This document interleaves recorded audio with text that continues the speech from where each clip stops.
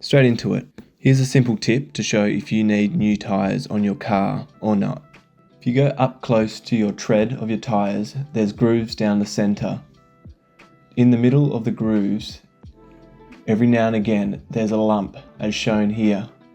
That lump is a reference.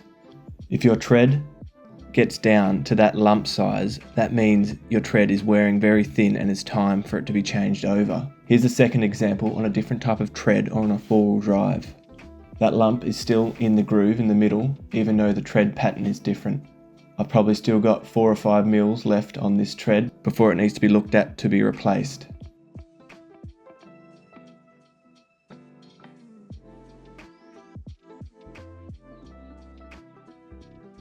Here's an example of a brand new tyre and what it looks like with hardly any wear.